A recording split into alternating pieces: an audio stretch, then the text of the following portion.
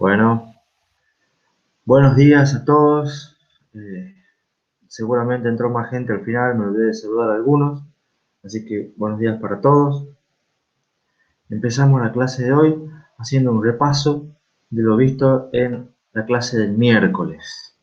De paso, si hay alguna pregunta o alguien tiene alguna duda, este es el momento ideal para arrancar con dudas de la clase pasada, si es que las tiene. ¿Qué vimos en la clase pasada? Vimos que RISC-V, empezamos a ver el ISA de RISC-V, vimos que es un ISA que es abierto, lo cual implica que cualquiera lo puede modificar, y es gratuito también, es un ISA nuevo, lo cual implica que se basa en los aciertos y errores de muchos otros ISAs existentes, es modular, significa que está pensado como una serie de un núcleo base mínimo y una serie de extensiones que se van montando opcionalmente sobre encima de ese núcleo base. Eso está definido tanto para 32 bits como para 64 bits, también para 128, pero esos dos son los más importantes. Y esto es algo que quizá no enfaticé lo suficiente en la clase pasada, pueden corregirme si me equivoco, pero cuando vimos, por ejemplo, las instrucciones de 32 bits de RB32I y vimos, por ejemplo, una instrucción de suma, esa misma instrucción de suma es la misma instrucción para la versión de 64 bits. Lo único que cambia es que en vez de sumar dos números de 32 bits, suma dos números de 64 bits, pero la instrucción es exactamente la misma. Y eso es parte de una de las ventajas del ISA, digamos, de la modularidad y de cómo está definido. Bueno, como les acabo de decir, tiene un núcleo base que es obligatorio. Nosotros vimos el que es RB32I, puede ser también RB64I, y sobre ese núcleo base se pueden agregar extensiones de las cuales algunas son estándares, que significa que ya están recontraprobadas por la comunidad. Hay otras extensiones que todavía no son tan estándar, y además está la posibilidad de agregar extensiones personalizadas con las instrucciones que uno crea conveniente para su aplicación en particular. RB32I es un ISA de tipo load store que tiene 32 registros de propósito general, en los cuales el registro 0, que lo denominamos como X0, siempre es igual a 0. También vimos los formatos de instrucción. Vimos que tiene 4 formatos de instrucción base, que son tipo R, tipo I, tipo S y tipo U. Los formatos R son usados para todas las instrucciones aritméticas en general, que tiene 3 registros. Este para todas las instrucciones que tienen una constante inmediata. El formato tipo S es una variante del tipo I y es utilizado para las instrucciones de store. La diferencia con el tipo I es que tiene los registros ubicados en los mismos campos que el formato tipo R. El formato tipo U es un formato para manejar constantes más grandes, eh, que tiene una constante inmediata de 20 bits. Esa es la diferencia con el formato de tipo I. Además tiene dos formatos adicionales, que son B larga y J, utilizado principalmente para las instrucciones de saltos, para branch y para jump. El formato B es una pequeña variante del formato S, y el formato J es una pequeña variante del formato U. Todos los formatos tienen longitud fija de 32 bits, o sea que todas las instrucciones son de 32 bits, y tienen los campos regulares, que eso es lo que decimos la diferencia entre los distintos formatos, y eso de ser esa regularidad ofrece varias ventajas que las vimos, como simplicidad, facilidad de decodificación, eh, facilidad de poder ganar tiempo en varios lugares, que después vamos a ir viendo con más detalles a medida que sigamos avanzando con las clases. Otra cosa que vimos que tiene mucho espacio para crecer.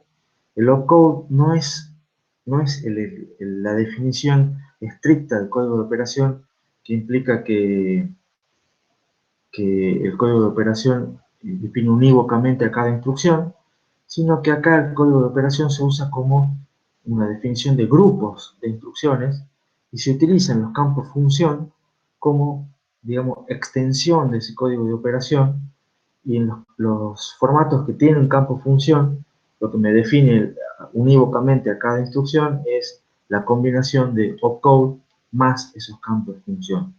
De esa manera se aprovechan mejor todos los bits de la instrucción y se tiene mucho espacio para crecer. Y vimos en general que el formato, el núcleo base del RB32i son pocas instrucciones, dentro de todo 47 es un número bastante bajo, y son las instrucciones en general son las más comunes, son las más simples, y la idea es que trate de hacerse que sean las más rápidas.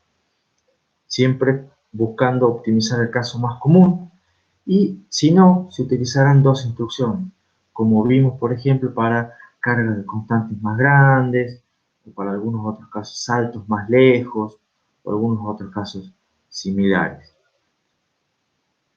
¿Alguna pregunta con respecto a la clase pasada? Buenos días para todos los que entraron.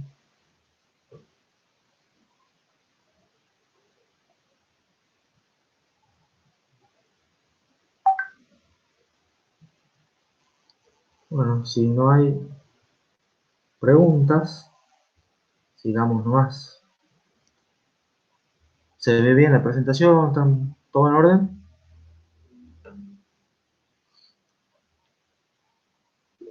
Bueno, sigamos nomás. Continuamos con la especificación del ISA, del RB32i. Esta diapositiva nos muestra los modos de direccionamiento.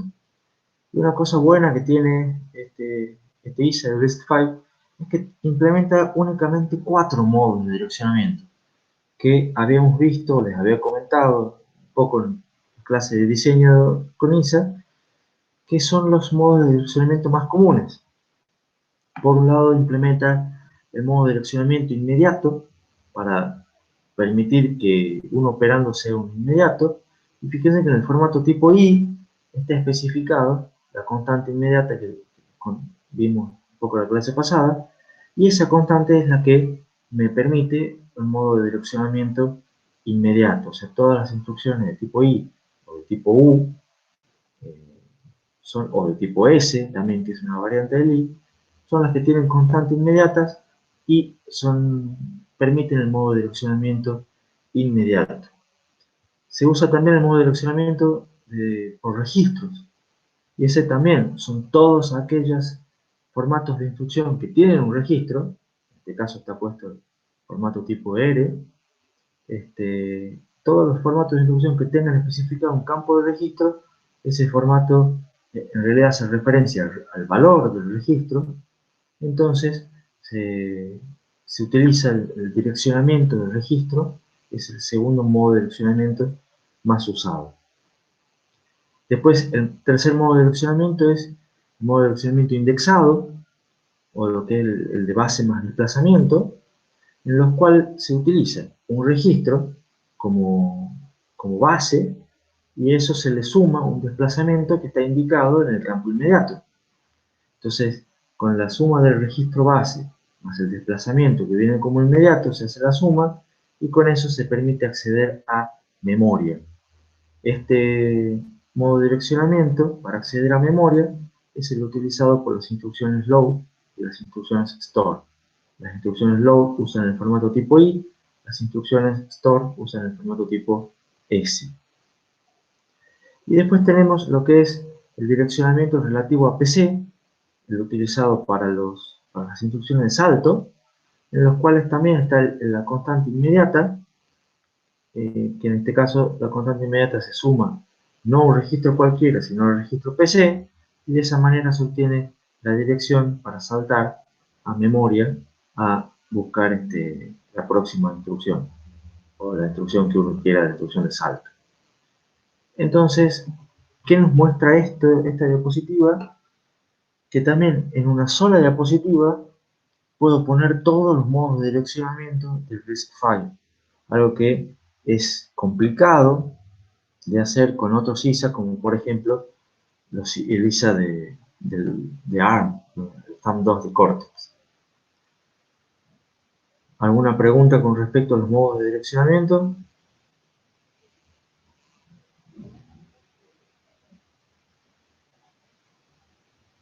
Lo bueno es que son poquitos, eso permite que se pueda avanzar un poco más rápido. Entonces, les cuento un poco lo que es la convención de uso de registros que se usa en RISC-V. Lo que antes se llamaba convención de uso de registros, desde hace unos años, se denomina ABI, o ABI en realidad, en inglés, que es Application Binary Interface. Ustedes deben haber escuchado el término en sistemas con micro. Ustedes deben haber usado la famosa, no me acuerdo cómo era el nombre, ahora no es famosa, pero yo no me acuerdo mucho porque no lo usé mucho en sistemas con micro, pero cuál es la ABI que se usa para la compilación en Cortex. La idea de estas ABI o de estas convenciones es que se definen de alguna manera funciones estándar para los registros.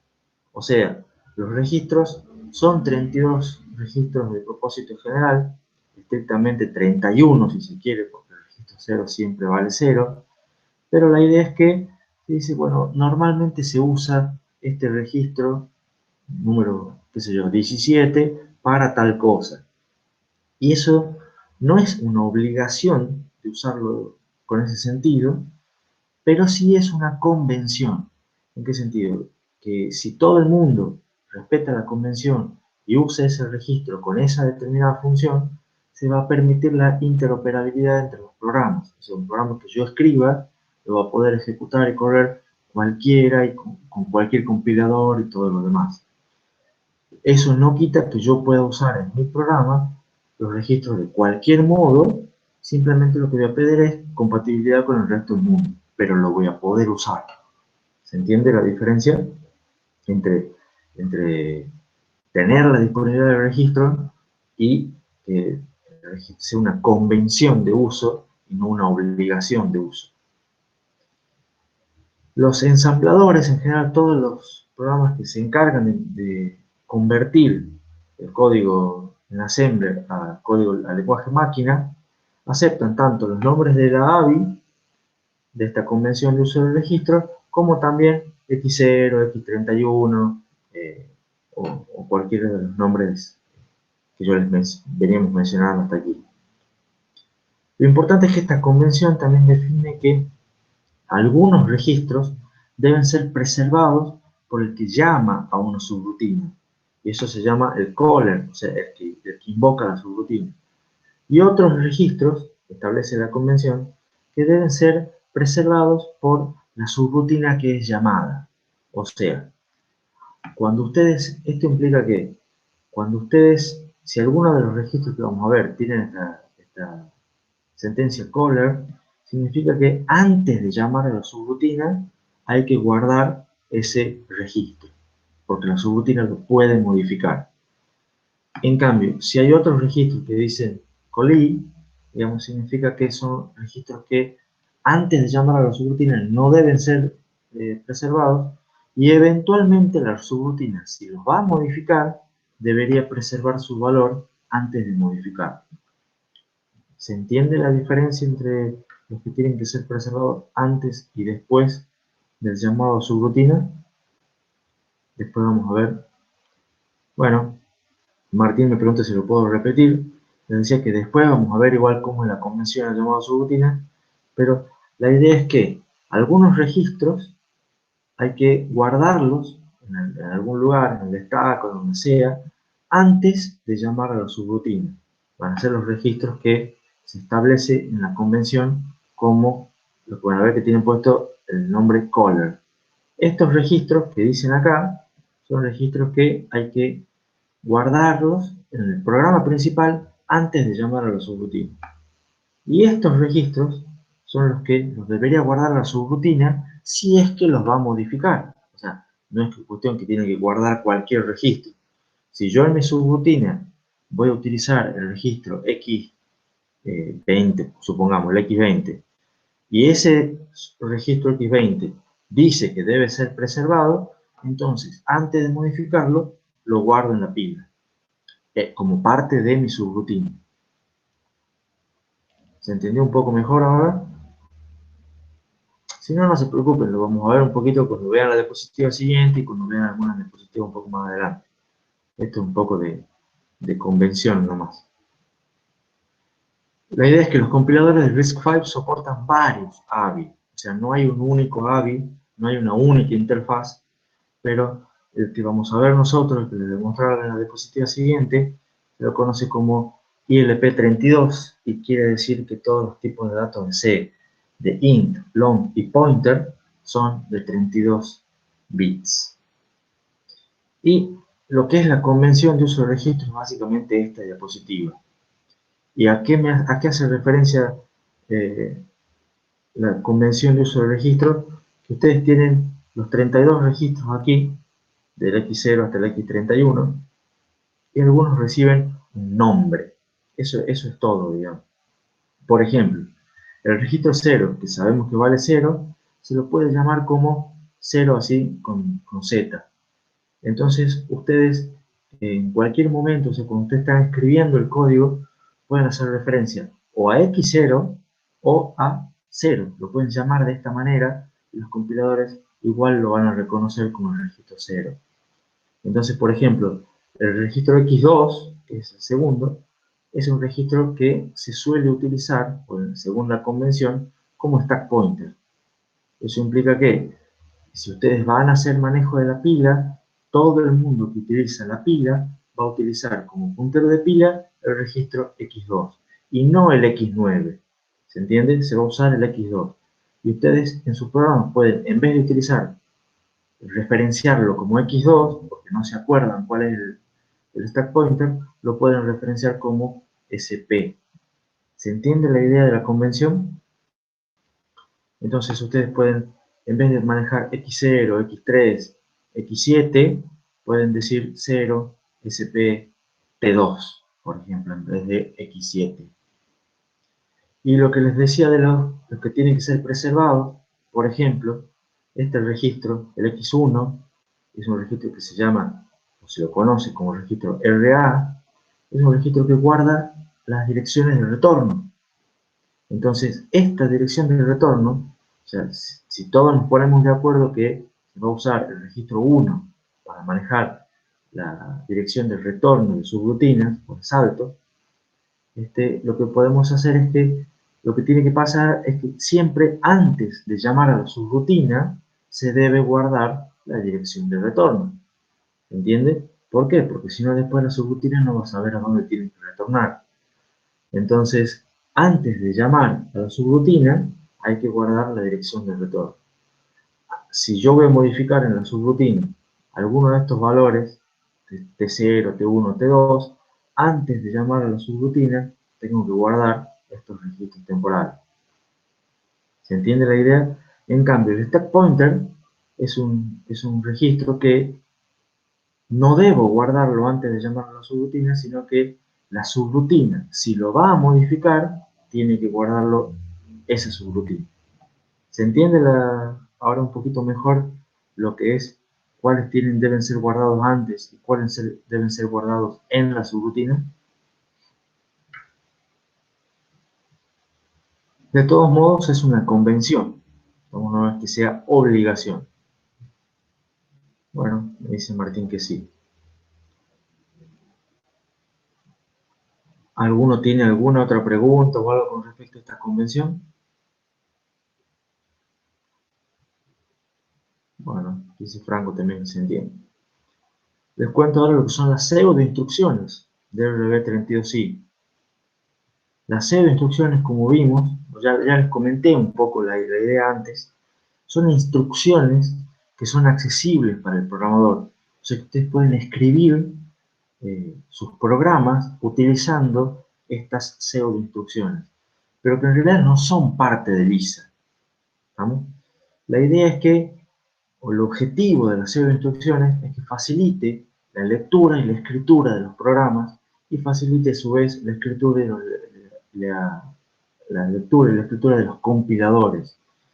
Pero a la vez, como no son parte de LISA, no incrementa los costos ni de diseño del procesador ni de los costos de área, ¿no? Ya que tengo que implementar menos instrucciones, se espera que implementar menos instrucciones derive en un diseño más simple de un procesador. La idea es que el programa, el ensamblador, es el que va a reemplazar cada una de estas pseudo instrucciones por una o más de las instrucciones correspondientes. O sea que no hay una correspondencia uno a uno necesariamente. A veces una pseudo instrucción puede ser reemplazada por dos o por tres instrucciones, según cuál sea la pseudo instrucción correspondiente. Entonces, siempre cuando hablamos, por ejemplo, para la cuenta de performance, hablamos de cantidad de instrucciones del programa, recuerden, siempre les digo, son instrucciones que se ejecutan. Entonces ustedes pueden escribir un código que tenga una pseudo instrucción, y eso ustedes en el código del ensamblador realmente es una pseudo instrucción, pero después, cuando se traduce mediante el ensamblador, puede ser convertida en dos o tres pseudo instrucciones. Y ya de esa manera cambia la cantidad de instrucciones, y la que importa es la que se ejecuta, no las que se escriben en el programa. Las pseudo instrucciones, su objetivo es, como dice acá, facilitar la escritura de los programas, ¿no? Pero no influyen en lo que es performance. Lo que es performance importan las instrucciones que realmente se ejecutan. Y fíjense esto, en total, en RB32i se definen más de 60 pseudo instrucciones. Y fíjense, hay más pseudo instrucciones que instrucciones de verdad.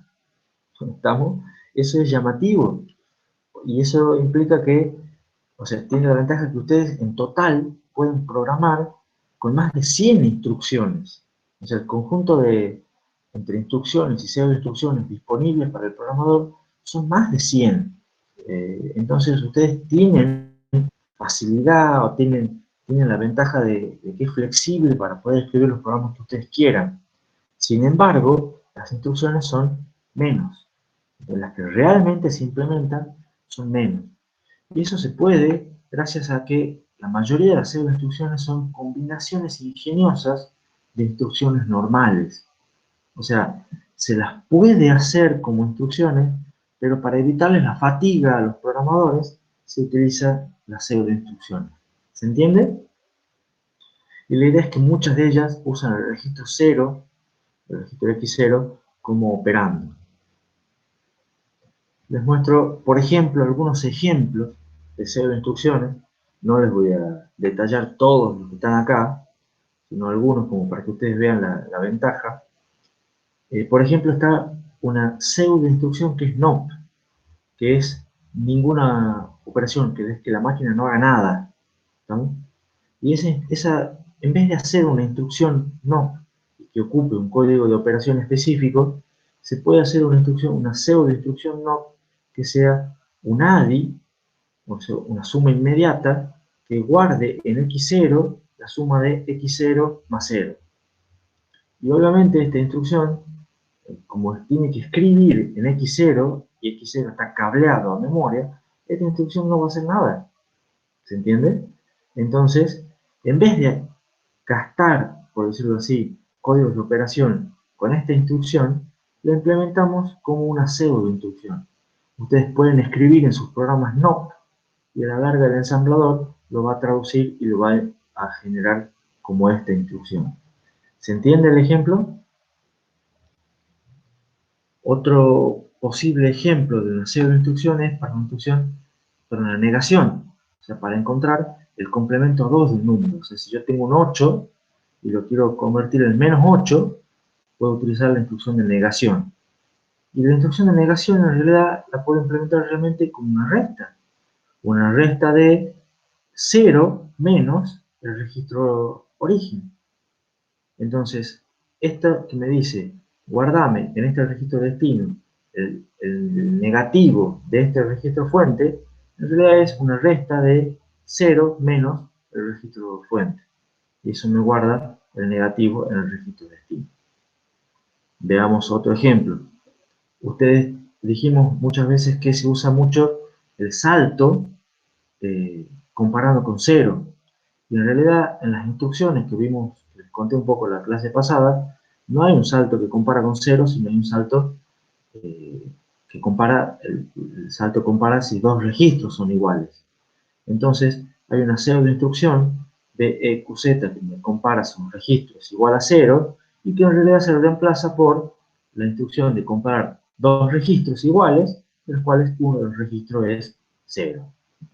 ¿Se entiende? Último ejemplo que voy a comentar, instrucción red o pseudo instrucción red para retornar de sus rutinas. ¿Cómo hacen esa instrucción red? Y bueno, normalmente nosotros se establece en la convención que la dirección de retorno está en el registro X1.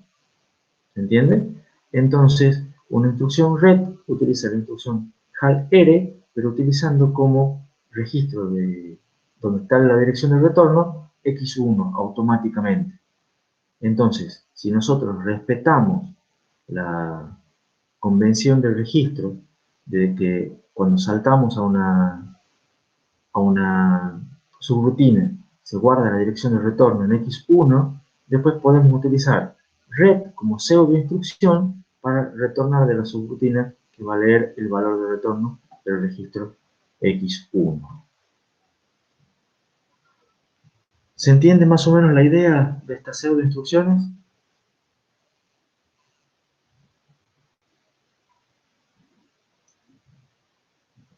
Acá tenemos otros ejemplos de pseudo instrucciones, porque como les comenté, son más pseudo instrucciones que instrucciones. Y tenemos acá, por ejemplo, instrucciones de carga, en los cuales se cargan direcciones de memoria que están más lejos, digamos, de lo que se permite con un load, o se cargan directamente las direcciones base de algún símbolo que esté especificado acá. Este es, por ejemplo, este LA sirve cuando ustedes en C utilizaban el operador ampersand, ¿se acuerdan? Para obtener no el contenido del puntero, sino dónde está la base del puntero. Ese operador ampersand se traduce con esta pseudo instrucción LA, que se convierte en, y bueno, algunas instrucciones varias, no importa, no vamos a entrar en detalle, pero para eso se utiliza la instrucción, la pseudo instrucción LA. También tiene una pseudo instrucción LI para carga de inmediata, cargan un valor, una constante, en un registro. Y el tema es que hay muchas maneras de hacer eso según cuál sea la constante. Si la constante es chiquita, si es muy chiquita, si es un poco más grande. Está la instrucción move, que mueve directamente el contenido de un registro a otro. Es una pseudo instrucción, ya que se lo puede implementar como un ADI. Y así hay un montón de otros saltos. Esta instrucción HAL para llamado subrutina, fíjense esto, es muy interesante. HAL es una instrucción, ¿estamos de acuerdo? Es una de las instrucciones que tenemos en el ISA. Pero HAL implica que hay que especificar un registro de destino, que es donde se va a guardar la dirección de retorno, y un desplazamiento, que es la dirección a la cual se va a saltar. Esta es la instrucción normal para llamar a subrutina. Pero a su vez yo tengo una pseudo instrucción en los cuales no especifico el registro destino. Y eso me permite, si yo utilizo esta pseudo instrucción, es la misma instrucción, pero sin un parámetro. ¿Lo ven? Entonces yo puedo omitir la especificación de un parámetro y automáticamente esto se me convierte y me dice, si vos no pones el parámetro, yo asumo que vos vas a guardar en el registro 1, que por convención es lo que usamos para guardar la dirección de retorno en subrutina. ¿Se entiende la idea? Esto, HAL con un solo parámetro es una pseudo instrucción. HAL con dos parámetros es realmente la instrucción que ustedes tienen. Esto les da flexibilidad a los programadores y hace que ustedes no tengan que estar permanentemente especificando dónde van a guardar el registro de destino, sino que simplemente pueden utilizar saltar a la dirección y solo el ensamblador lo convierte. Eso, si ustedes quieren, hay un montón de ejemplos. Las pseudoinstrucciones están explicadas muy bien, no en el libro base, en el Computer Organization and Design, sino que están explicadas todas en el otro, en el Atlas de RISC-V, que es un PDF que está gratuito y que está en español. Así que ahí pueden, cuando tengan que programar para el laboratorio 2, ese atlas de RISC-V es una mejor referencia porque están todas las instrucciones y todo. ¿Cuál es la diferencia entre inmediato y offset? Me pregunta Blanco, me pregunta Franco. Ninguna, ninguna, digamos. El offset es el inmediato, es el valor al cual vos vas a saltar. Pero al final de cuentas es la constante inmediata que se pone en los registros. La diferencia está en que acá se especifica que es una constante que vos querés cargar y este salto es cuánto vas a saltar. Nada más por eso se ha puesto como offset, pero es siempre la misma constante.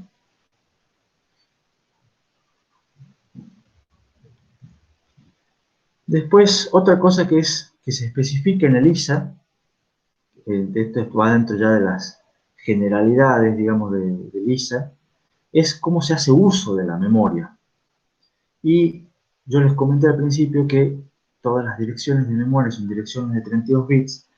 Eso implica que el espacio de direccionamiento del ISA es de 4 gigabytes, pero por más que puede acceder a esos 4 gigabytes, no tiene realmente el acceso disponible a todo ese espacio de memoria de 4 gigabytes.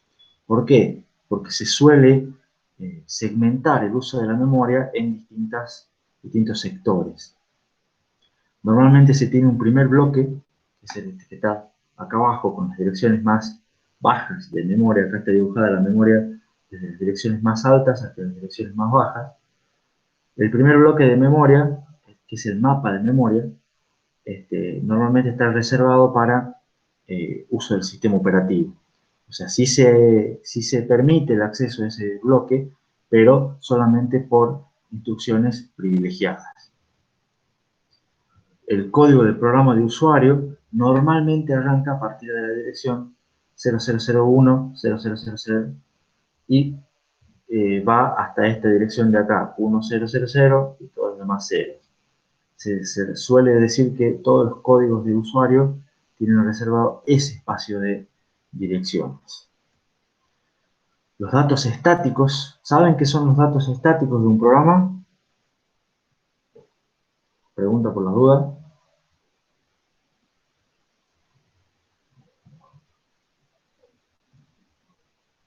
Los datos estáticos son los datos que están definidos en el mismo programa. O sea, cuando ustedes cargan un código en ensamblador y necesitan usar algunos datos que definen algún carácter, algún byte, alguna constante, lo que sea, esos datos que ustedes están definidos en el mismo programa van al sector de datos estáticos, que normalmente empiezan después que termina el programa. O sea, van pegaditos al código. Y después tenemos la parte dinámica, que está compuesta por el stack y por los datos dinámicos, que es el heap. El stack normalmente comienza en las direcciones altas y crece hacia abajo. O sea que el stack pointer va decrementándose. Claro, Franco y Pablo dicen constante, sí, constante y cualquier otra cosa que está definido como parte de el mismo programa, digamos, datos que son parte del mismo programa. A veces pueden reservar espacio para manejo de algunas cosas, pero son datos que están definidos en el mismo programa. Como les decía, el stack va decreciendo, el stack pointer va decreciendo, siempre empieza en direcciones altas, y el stack pointer también, fíjense, apunta al primer lugar vacío. O sea, siempre ustedes pueden empezar y primero cargan datos en el stack pointer y después lo decrementan. En cambio, los datos dinámicos del heap, ¿saben lo que es el heap? o cómo se usa el heap. A ver si hay algunos ayudantes de programación.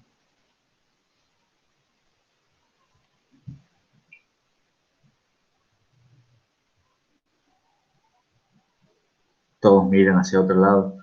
¿Saben programar mínimamente en Java?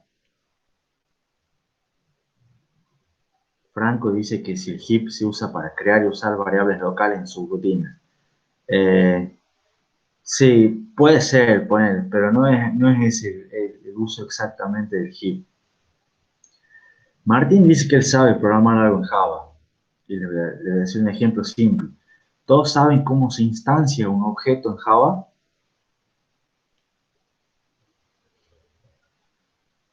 Sí, dice Franco. Bueno, a ver, sí, dice María Los Ángeles. A ver, ¿cómo se instancia un objeto en Java? ¿Con qué instrucción de Java? ¿O con qué palabra reservada de Java? Con new. Bien. Algo saben de Java. Era fácil la pregunta. Yo no soy docente de ingeniería de software ni nada. Entonces, ¿qué es lo que realmente pasa cuando ustedes ponen un new en Java y cuando instancian un objeto en Java? Lo que hacen es asignar un espacio de memoria que no existía antes, que no estaba asignado a ningún lado, y dicen, ponen un puntero a donde dicen, a partir de acá va a haber una estructura que va, un objeto, digamos, lo llaman así, va a tener ciertos atributos y no importa, pero va a estar puesto a partir de este lugar.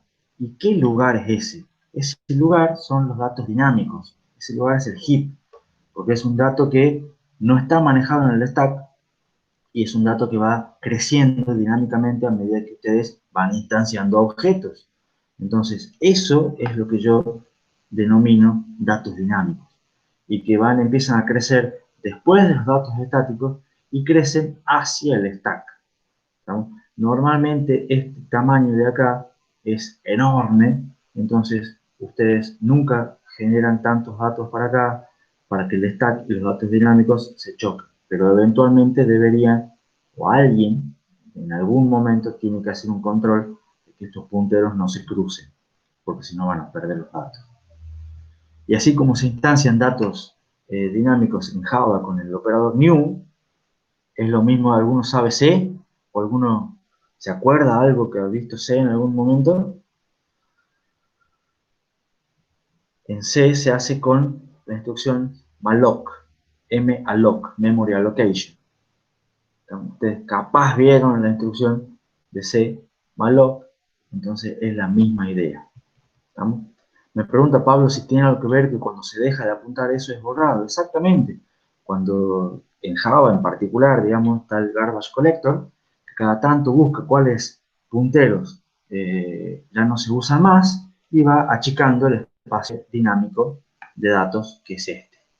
Entonces, lo que hace el garbage collector es busca para acá y tira esto para abajo, por decirlo así. ¿Estamos? Para achicar el espacio de datos dinámico. Bueno, dice Leo que en C no les dieron nada de memoria dinámica. Bueno, pero la instrucción se las pongo en el chat. Es esa.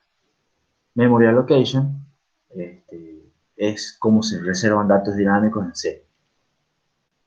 Si después la quieren googlear, son libres. De todas maneras, a lo que yo iba no es explicar alocación dinámica de memoria, sino cómo en RISC-V se divide el mapa de memoria para ser usado en los distintos segmentos de los programas. ¿Alguna pregunta con respecto a esta diapositiva?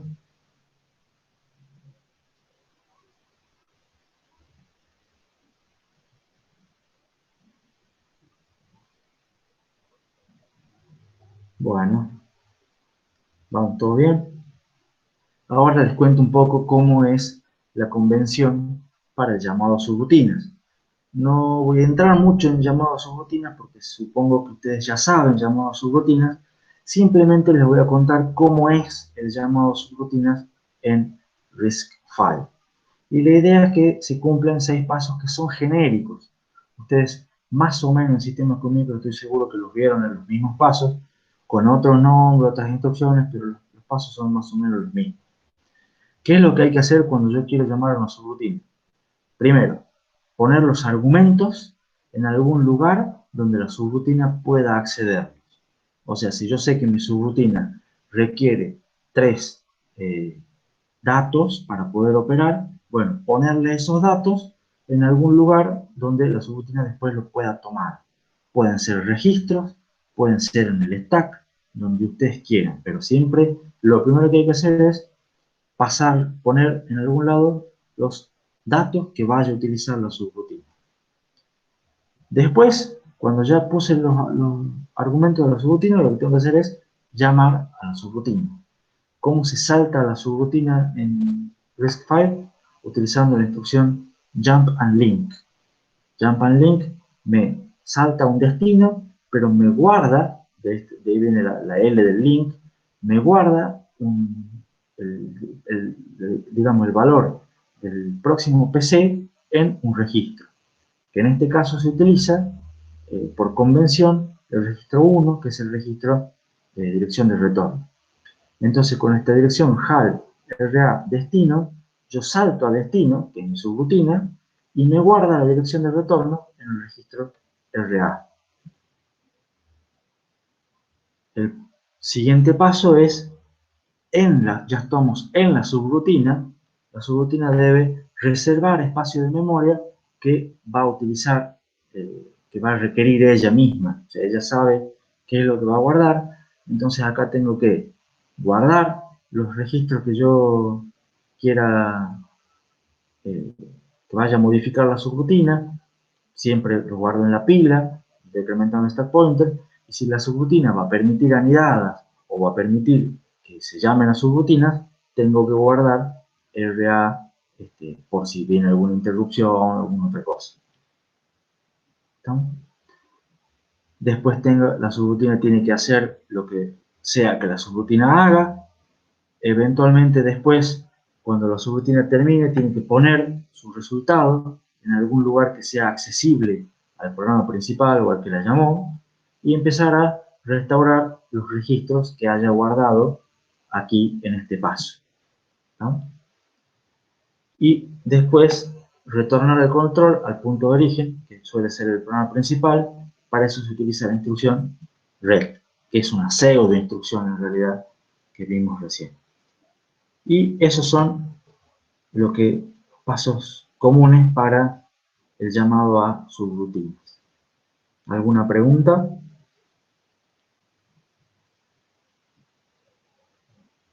Creo que son cosas que ustedes más o menos deben haber visto en sistemas con micro y las deben haber visto seguro que con más detalle.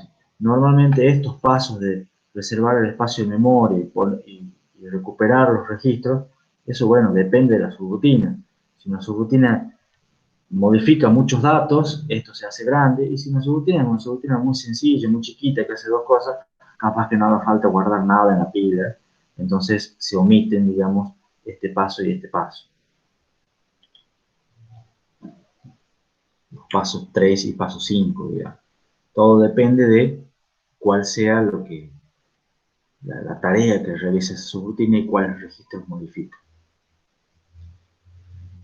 Bueno, antes del recreo, les quiero hacer los últimos 10-15 minutos para contarles un poco más de detalles sobre una extensión particular, que es la extensión C, la extensión comprimida.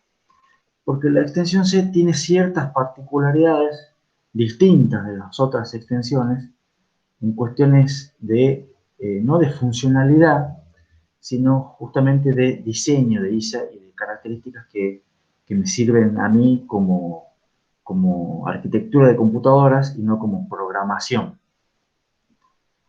Entonces, ¿qué es lo que les quiero contar sobre la extensión C? ¿Se acuerdan que era la extensión C? Era una extensión que les conté que era una extensión que permitía que las mismas instrucciones del RB32I comprimirlas en un formato más chico de instrucción que ocupe solamente 16 bits. O sea, las instrucciones en vez de 32 bits, las instrucciones de la extensión C ocupan 16 bits nomás.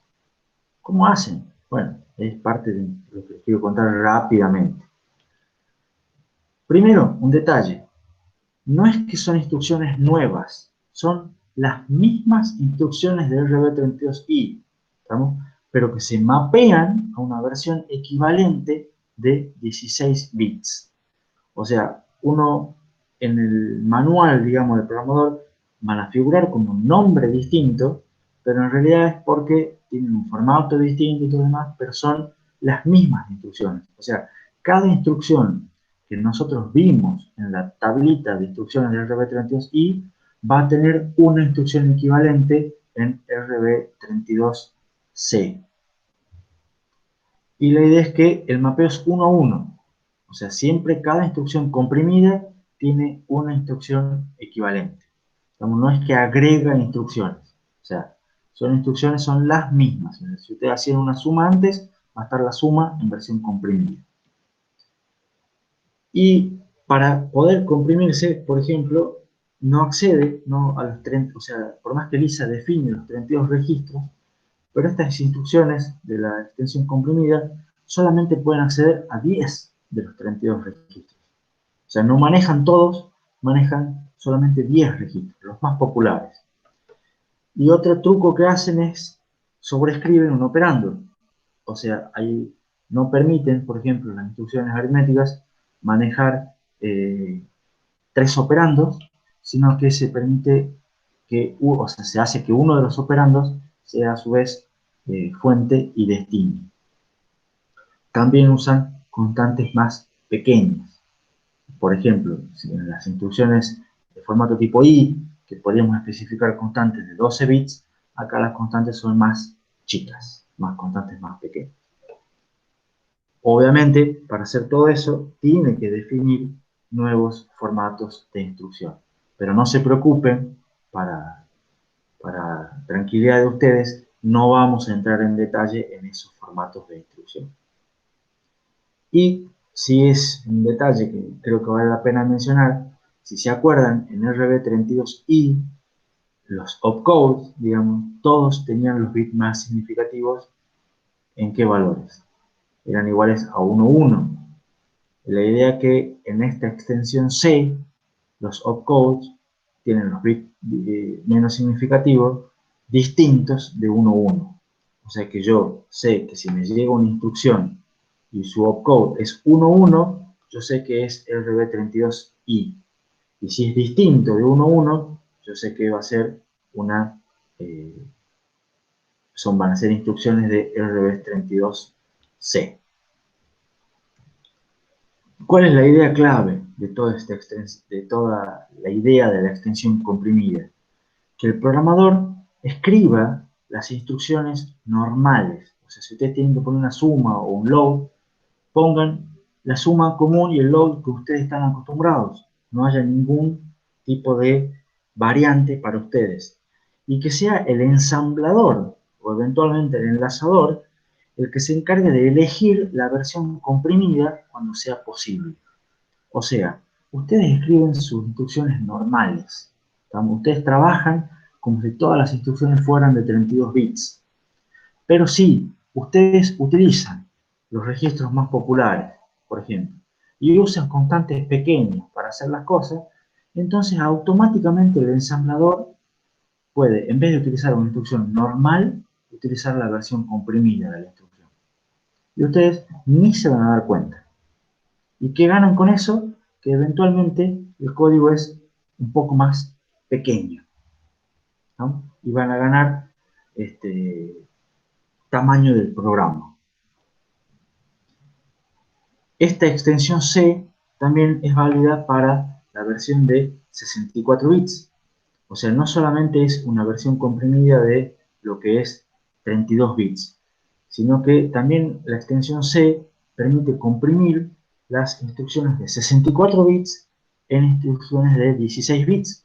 O sea, fíjense que acá la compresión puede ser, o sea, es la misma porque siempre se lleva, la extensión C lleva los formatos a 16 bits. Y la compresión puede ser mucho más grande y mucho más notoria, digamos, en islas de 64 bits. que recordemos que el RB64 no modifica los formatos de las instrucciones. Las instrucciones de RB64 son instrucciones de 32 bits de ancho, pero los registros son de 64 bits. ¿Alguna pregunta? ¿Se va entendiendo bien lo que les comento de la extensión C?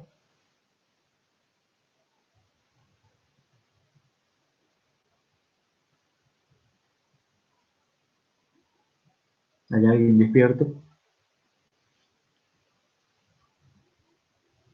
Bueno, gracias por responder, Franco, Leo. Gracias, muchachos. Tengan en cuenta que es difícil esto de estar hablando solo en la casa. Entonces, esta extensión C se suele utilizar bastante en sistemas embebidos. ¿Para qué? Para reducir los costos. ¿Por qué? Porque el objetivo, como les mencionaba recién, es que se puede achicar el tamaño del programa. Y eso es densidad de código. Entonces, si yo puedo achicar mi programa, puedo hacer que entre en menos memoria, y que ocupe menos memoria es algo que es deseable en sistemas embebidos. Ahora, en los otros sistemas también se le usa bastante a la extensión C, o sea, en procesadores de escritorio, en servidores. ¿Por qué? Por cuestiones de caché y de optimización de uso de la memoria. Un código más chico es muy probable que, ¿se acuerdan lo que es la localidad espacial? eh, Ocupa menos memoria, es posible que entre en un caché, y si entra en un caché, va a ser más rápido. Entonces, ya ahí no es cuestiones de tamaño, no me interesa tanto el tamaño del programa, pero por performance me va a importar también que el código sea más pequeño. Aunque, ojo, podría aumentar la cantidad dinámica de instrucciones, ¿no? Pero en general la extensión C es bastante utilizada y por cuestiones diferentes. Fíjense que, por ejemplo, la extensión M me agregaba instrucciones para manejar multiplicación y división. Entonces, esa es una extensión que me agrega una funcionalidad. Esta extensión es diferente porque no agrega funcionalidad, sino que tiene otros objetivos que son disminuir el tamaño del código, ya sea para que el código sea más chico, lo que les digo, lo que está puesto acá arriba, o para que el código sea más rápido, eventualmente, ¿no? Y les quiero mostrar por último, o casi por último, una comparación de lo que es el tamaño del código con otros ISA, siempre utilizando un benchmark, spec, ¿se acuerdan? Para enteros, del 2006, y siempre compilando con GCC. Y acá podemos ver lo que son arquitecturas de 32 bits, y acá, por este lado, arquitecturas de 64 bits. La idea está que ven RB32C acá, está tomado este como base, y se compila para RB32I, digamos, me genera, si yo en vez de utilizar la extensión comprimida, que es mi base, utilizo el RB32I, me genera que el código sea un 40% más grande. Un código en X86 es un 26% más grande, o sea que utilizando la X86, fíjense, es más chico que el RB32I, pero si utilizo la versión comprimida, me genera un código menor. Acá tienen, por ejemplo, un código de ARM, versión 7, es más grande, y fíjense, THUMB2, lo que ustedes usaron, tiene más o menos la misma densidad de código que utilizando la versión comprimida acá, de RB32C. En realidad es la misma, 100 y 101 es exactamente lo mismo, una instrucción más, no hay problema. En cambio acá tienen, por ejemplo, MIPS, otro ISA me genera código mucho más largo, y la versión comprimida de MIPS también me genera código mucho más largo. Y fíjense que en la arquitectura de 64 bits, también comparando RB64C, es más chico que RB64, obviamente, y acá tienen X86-64, que es de AMD, también me genera código más chico, ARM B8 también me genera código más chico, y fíjense que no hay una versión THUMB2 de 64 bits. O sea que para usar código de 64 bits en arquitecturas ARM me tengo que ir a ARM B8, y acá hay una notoria diferencia, un 30% de reducción del tamaño del código con la extensión C. Y como les digo, esta es una métrica o estos gráficos son una cuestión de marketing. Y esto lo vende la gente de RISC-V diciendo, miren, con RISC-V podemos tener un tamaño de código más chico. Pero yo no quiero caer en esas cuestiones de marketing, sino que a mí lo que me interesa es que, fíjense, ustedes trabajan con ARM y trabajan en arquitectura de 32 bits, trabajan con TAM o con ARMv7, fíjense acá ya tienen dos ISAs diferentes. Y si se pasan a 64 bits, tienen otro ISA diferente. ¿Estamos de acuerdo? Acá con X86 es un ISA, X86-64 es otro ISA diferente. En cambio acá RISC-V, ya sea que usen RB32, 64, la versión 32C o la versión 64C, son siempre las mismas instrucciones. Y eso para mí es una ventaja que es tremenda desde mi punto de vista, porque son siempre las mismas instrucciones y es el programa ensamblador o el compilador eventualmente el que decide si utilizar la versión comprimida o no. ¿Se entiende? Entonces ustedes no tienen que cambiar el ISA, no tienen que aprender nuevas instrucciones, ni nuevos modos de direccionamiento, ni nuevos formatos. Ustedes aprenden una sola base y después, según cómo lo usen, es el compilador o el ensamblador el que automáticamente usa la versión comprimida o no. ¿Está claro? Entonces eso me parece que es una ventaja y me parece que es una gran ventaja desde el punto de vista del diseño de RISC-V. Vemos que RISC-V genera el código más pequeño en todos los casos, excepto este de THUMB2, que para mí es igual de pequeño. Ahora la pregunta, si es tan buena la extensión C y siempre me hace código más pequeño, ¿por qué no la uso siempre?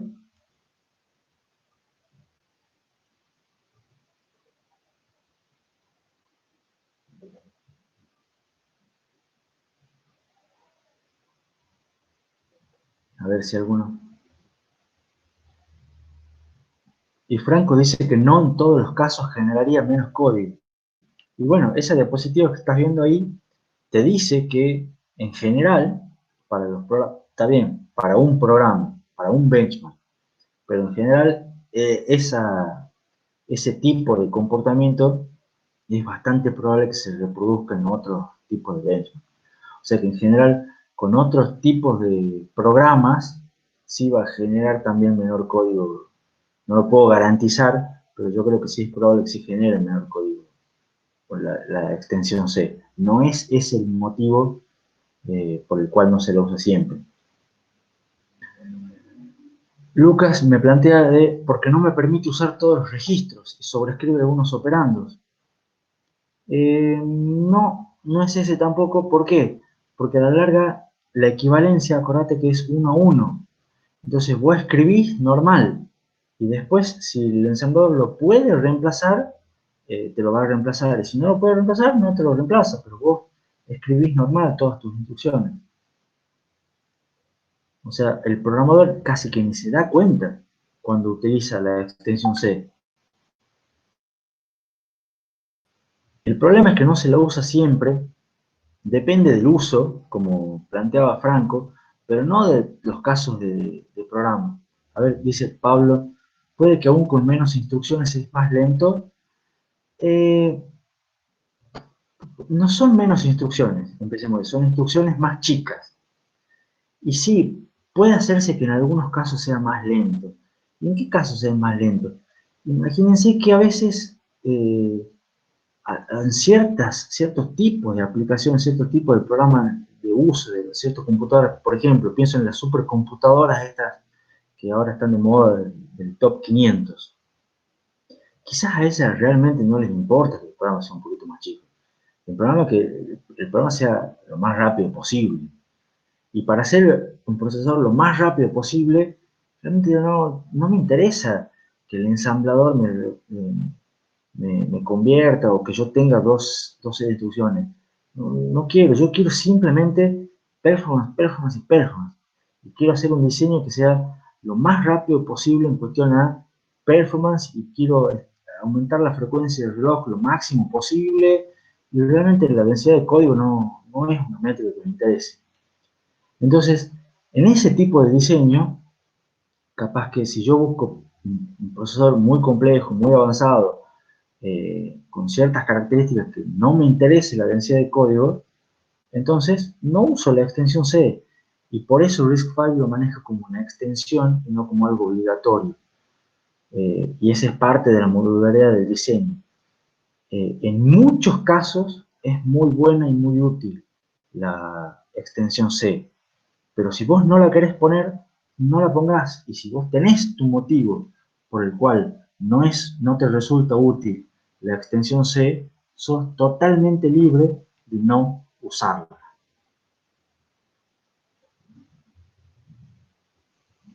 ¿Se entendió más o menos la idea?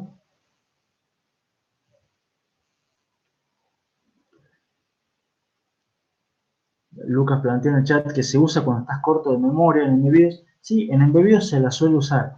Y en otros programas también se la suele usar, no solo en embebidos. ¿Estamos? Es bastante útil, pero no siempre. Eso es lo que les quiero marcar. Y bueno, ahora sí, cerramos con este y hacemos el break. En general, hay otros ISAs que también tienen alguna variante de instrucciones comprimidas.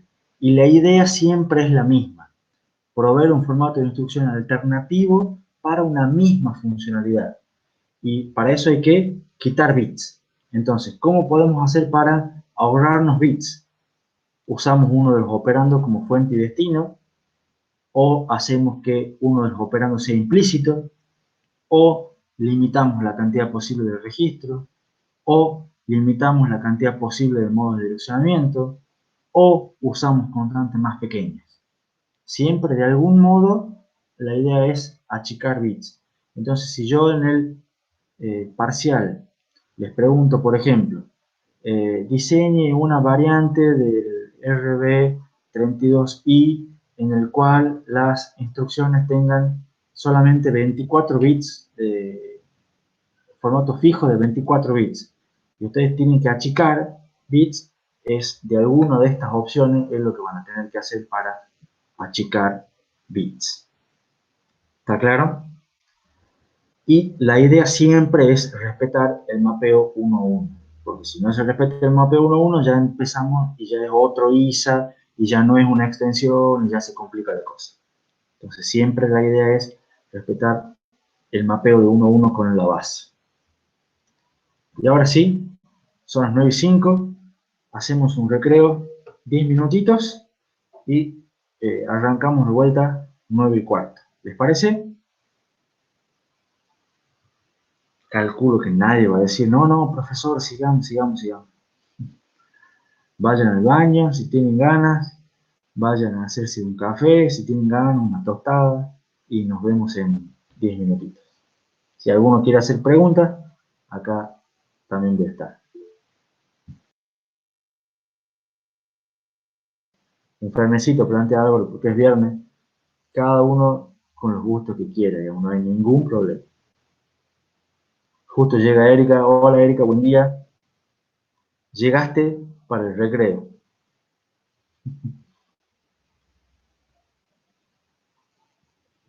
Bueno, cortamos acá, nos vemos 9:15, arranco de vuelta.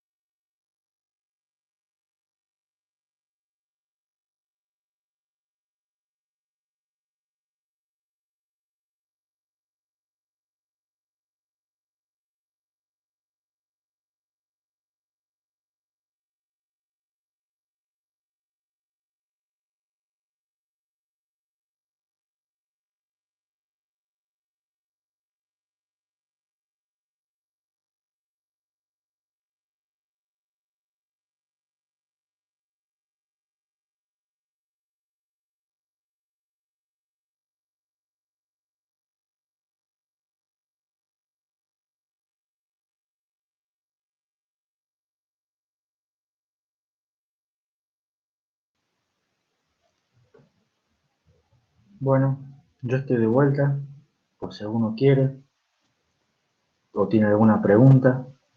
Igual falta todavía para el recreo, o sea, seguimos en recreo, 5 minutitos más.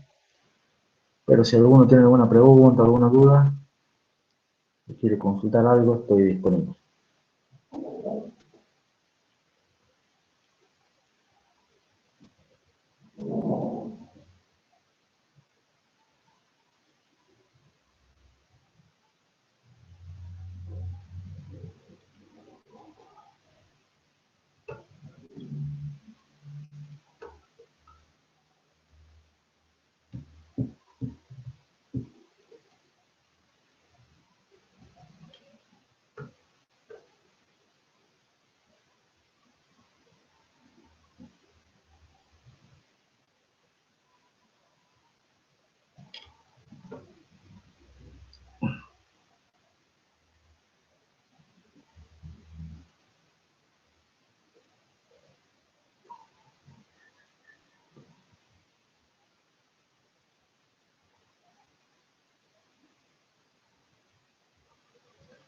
Aprovecho de una pregunta. ¿Alguno se anima a tener usualmente prendida la cámara? Mantengamos los micrófonos en general silenciados para no meter ruido, pero ¿qué opinan si estamos con las cámaras prendidas? Si se anima, por supuesto, no es obligatorio, ¿no?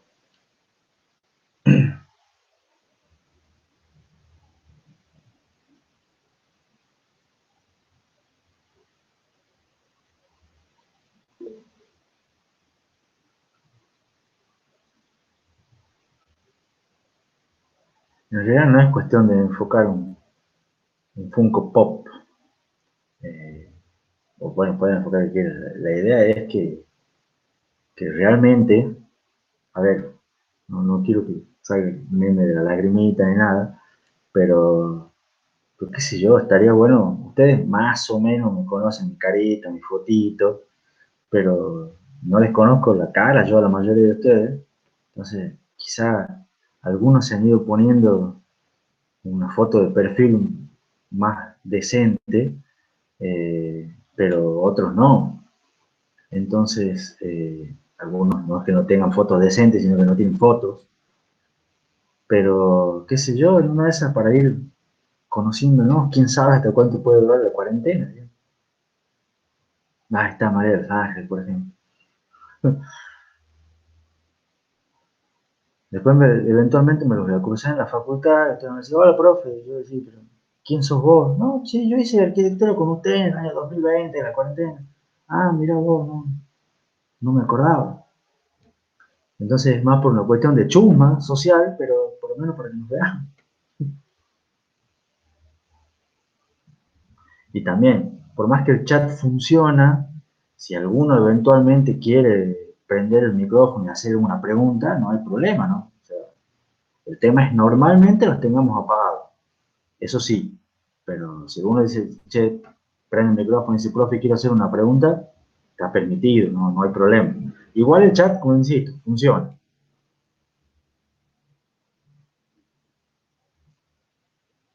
Ahí está el Funko Pop de Martín.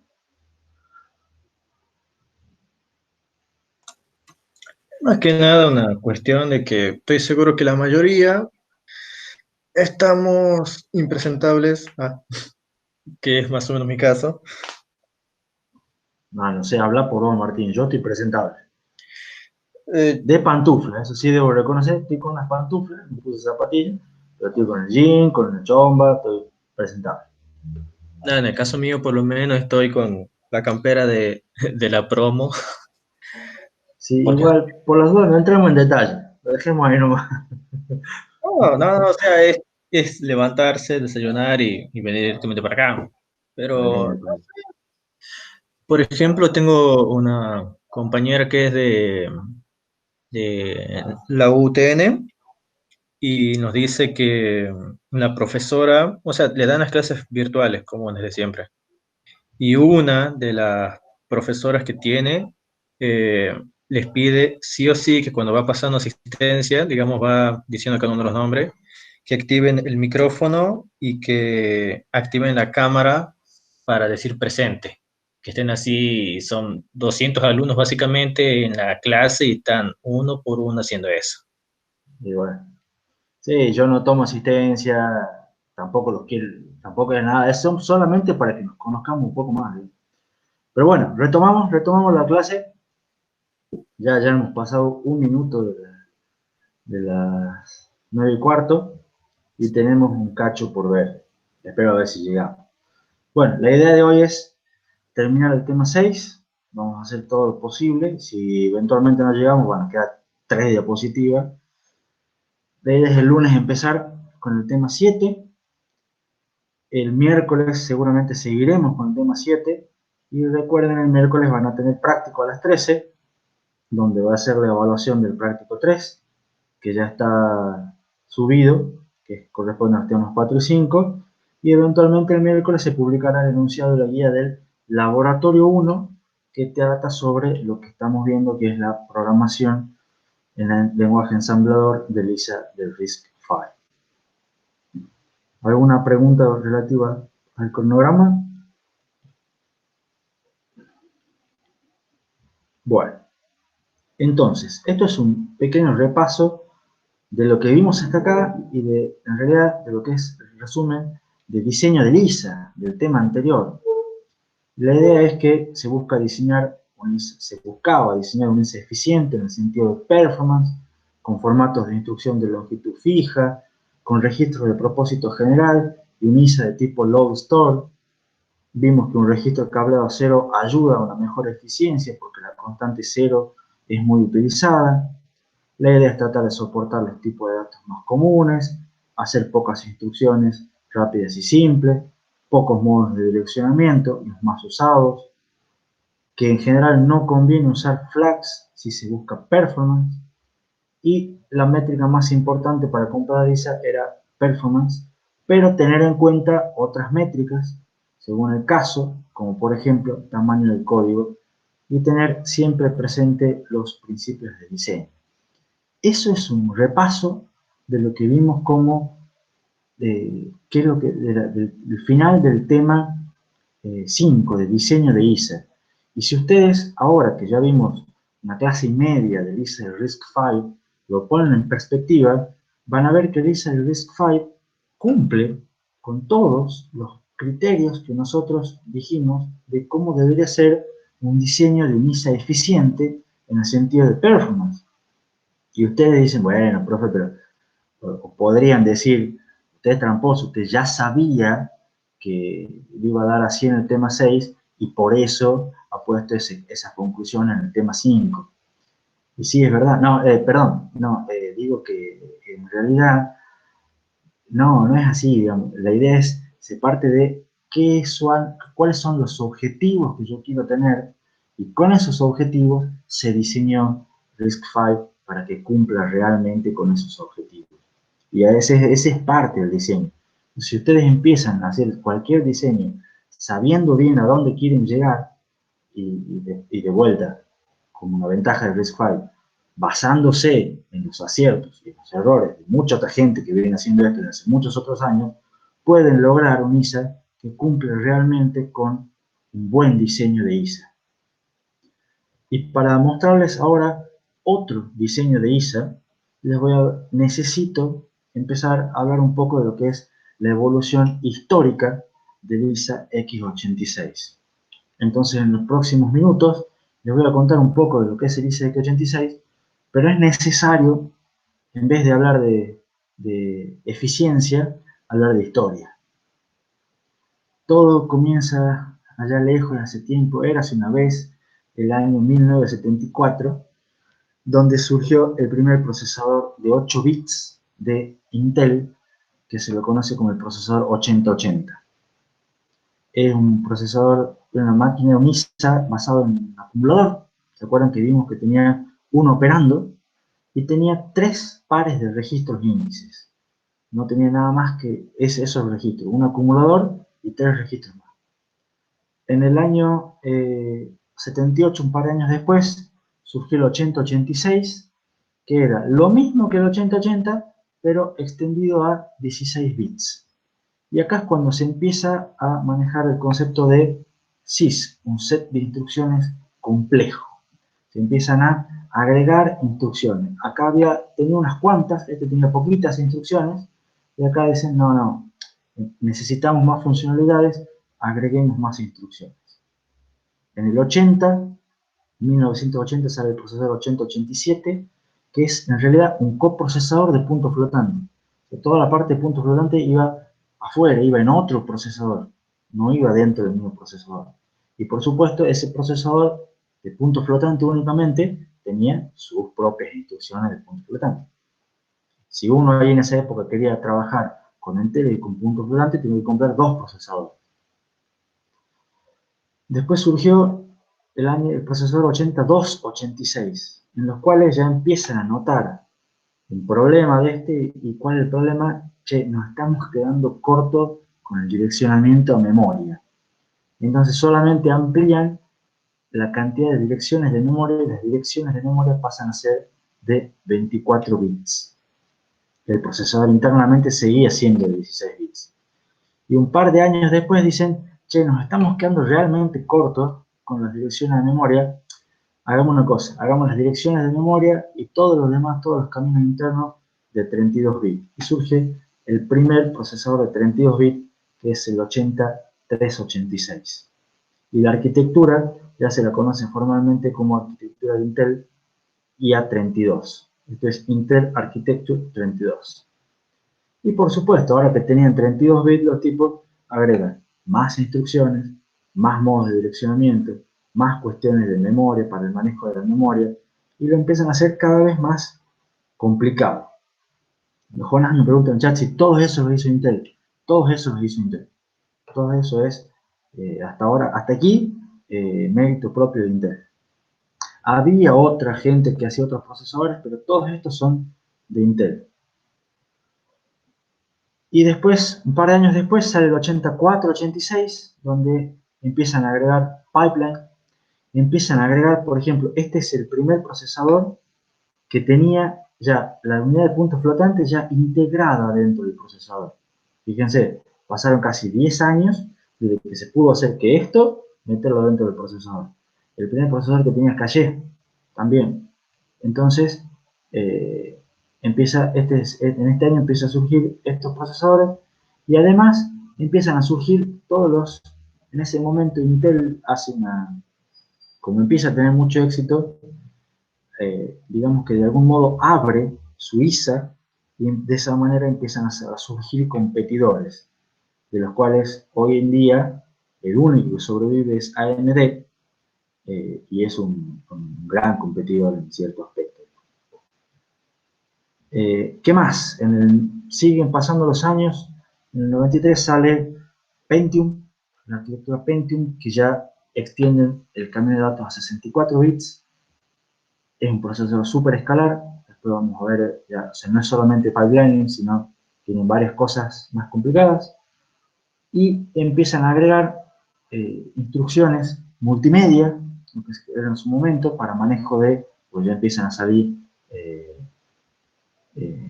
cuestiones gráficas, empieza a salir Windows 95, entonces se empiezan a manejar mucho más interfaces gráficas, entonces empiezan a salir extensiones multimedia, que a la larga se traducen en agregar más instrucciones. Me pregunta Lucas en el chat, ¿el 4004 no cuenta como microprocesador?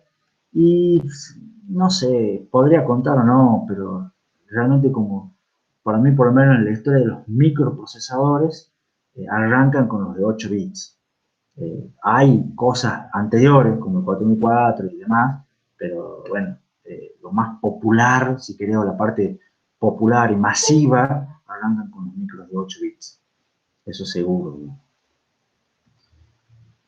Después sale Pentium Pro, Pentium 2, una nueva microarquitectura, Pentium 3, que lo que hace es agregar nuevas instrucciones también para manejo de multimedia, nuevos registros, Pentium 4 con nueva microarquitectura y agregan nuevas instrucciones. Acá AMD extiende totalmente la arquitectura a 64 bits. Esto era un camino de datos de 64 bits, esto es una arquitectura completa de 64 bits, y el detalle es que la hace AMD, no la hace Intel. Intel acá saca su familia Core, en el cual agrega nuevas instrucciones, agrega soporte para virtualización. AMD también en el 2007 agrega nuevas instrucciones. Fíjense, acá empieza con la SSE, SSE2, SSE4, SSE5, cada vez agregan más instrucciones y agregan más instrucciones. En el 2008 agregan más instrucciones, una extensión para manejar vectores, con registros más largos, más instrucciones, etc. No sé si ustedes van viendo por qué les hablo de historia. Porque la tendencia con el ISA de x86 es la siguiente. Este gráfico me muestra cantidad de instrucciones en función de los años. Y fíjense que arrancaron con pocas instrucciones, llamémosle 100 instrucciones, relativamente pocas, y fíjense cómo fue escalando. Y fíjense cuando a partir de que empezaron a salir los multimedia, agregan y agregan y agregan y agregan y agregan. Y hoy en día, el ISA, y esto llega hasta el 2012, ¿no? En realidad capaz que hasta hoy en día es un poco más, el ISA del x86 tiene aproximadamente 900 instrucciones. Entonces vamos de vuelta. Yo les mostré recién el ISA de RB32i en una diapositiva, porque eran más o menos 40. Si ustedes tienen que ustedes estudiaron, más o menos estudiaron entre comillas, el ISA del RAM2 para poder programar el sistema con micro, y tenía más de 40, pero no eran tantos. Y había estado en los manuales de ISA que tenía varias páginas, si no me equivoco. Y si no sé si eran varios manuales también. El ISA del X86 son 3 manuales y cada uno tiene 1000 páginas. Como para que se den una idea de la magnitud de lo que es el tamaño. Y otra cosa que es importante es que lo que tiene la evolución del ISA del X86, además de que van agregando y agregando y agregando instrucciones, es que está totalmente marcado por la compatibilidad hacia atrás. ¿Qué implica eso? Ustedes se compran ahora su nuevo procesador de 10ª generación, gastan plata y todo lo demás, o uno de AMD eventualmente, no hay problema, y quieren ejecutar código del 8080 o del 8086, el código tiene que funcionar, porque se maneja exactamente igual. Y eso es una premisa de diseño de Intel. ¿Por qué? Porque fueron los primeros en aparecer, tuvieron éxito, se hicieron multimillonarios. Entonces, la idea es que todo el código tiene que ser compatible con todo el código escrito en los años 80, tiene que funcionar en los 90 y tiene que seguir funcionando hoy en día, ¿no? Entonces, puede andar más rápido, pero tiene que seguir funcionando el mismo código, tiene que ser totalmente compatible. Y eso implica que, o parte de esta evolución histórica nos muestra que la elegancia técnica es distinto al éxito en el mercado. O sea, Intel pegó primero, no era exactamente elegante, no era exactamente un buen diseño, pero un diseño muy exitoso, y de eso no me cabe la menor duda. Fíjense cómo son los registros de la arquitectura x86. Tiene solamente 8 registros de propósito general, ¿no? Del GPL 0 hasta el 7, que inclusive son los que antes eran registros con propósito específico, como por ejemplo el acumulador. Este era un acumulador que después fue haciendo un acumulador extendido, y después fue haciendo un acumulador extendido, y ahora a la larga es un registro de propósito general. Pero después tiene otros registros específicos para manejo de segmentos, tiene el PC, que le llama de otra manera, y tiene un registro de código de condición, que son los flags. Estos son todos los registros de la arquitectura x86, de 32 bits, ¿no? O sea, fíjense que si queremos trabajar con registros, porque son más rápidos, tiene pocos registros.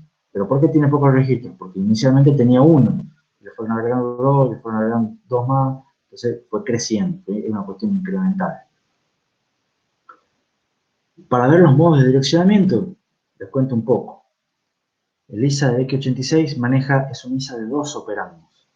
Entonces permite que el operando fuente y destino puede estar en registro, se maneja operaciones entre registro y registro, registro inmediato, registro y memoria, memoria y registro, memoria e inmediata.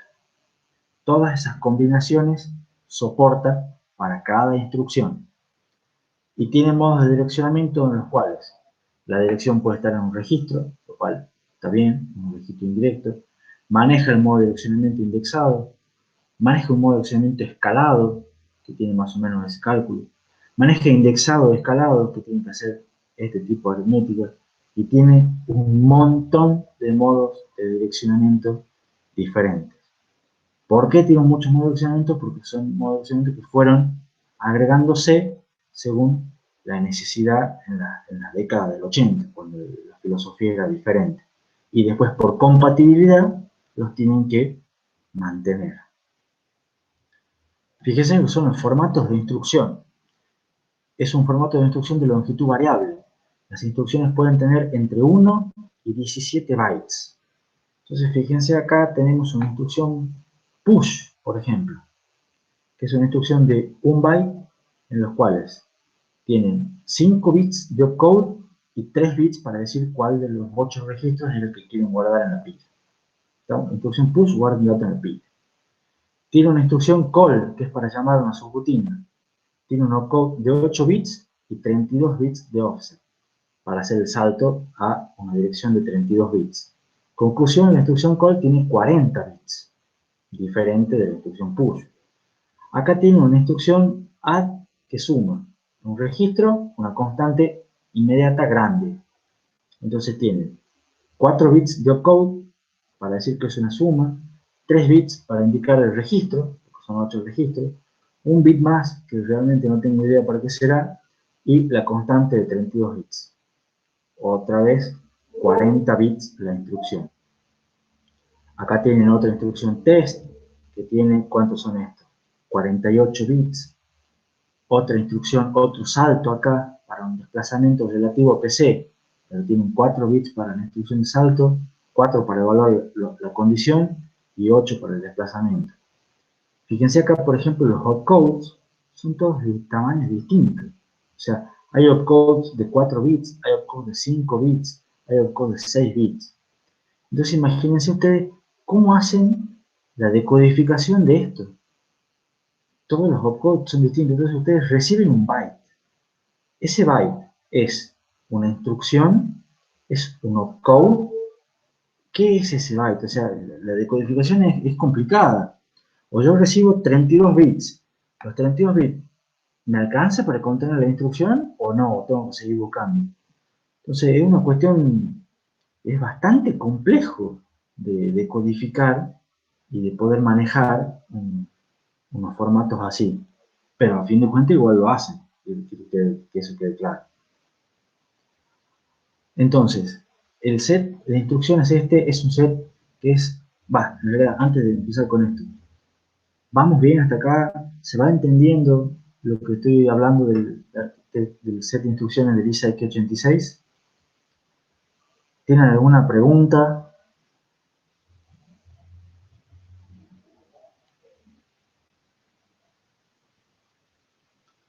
Convengamos que no voy a entrar en detalles, no les voy a pedir después que programen en el ISA del x86, pero sí que vean, digamos, que las diferencias que tiene con respecto al ISA de RISC-V.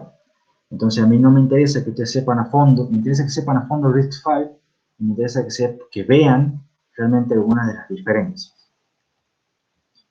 Entonces, este ISA es difícil de implementar, es difícil de manejar los formatos de instrucción, difícil de hacer las decodificaciones, es bastante complejo en muchos sentidos, tiene muchas instrucciones. Entonces, ¿cómo manejan usualmente, cómo se hace la implementación de una arquitectura x86? Lo que hace es que el hardware, cuando se va a hacer la decodificación de la instrucción, se hace una especie de traducción de las instrucciones en lo que son microoperaciones. O sea, dicen, esta instrucción que es compleja, que es grande, que es complicada, que tiene todos estos modos de direccionamiento, lo voy a traducir de cierto modo en microoperaciones simples y sencillas. Ahora, esas microoperaciones simples y sencillas es más o menos lo que venimos trabajando nosotros como filosofía RISC, o sea, de hacer pocas instrucciones rápidas y simples, ¿entiendes? Entonces, las instrucciones del X86 que son simples se traducen como una microoperación. Las instrucciones que son complejas se traducen como varias microoperaciones. Y al final de cuentas, termina siendo internamente una máquina que es bastante parecida a un diseño RISC, un diseño simple para las microoperaciones.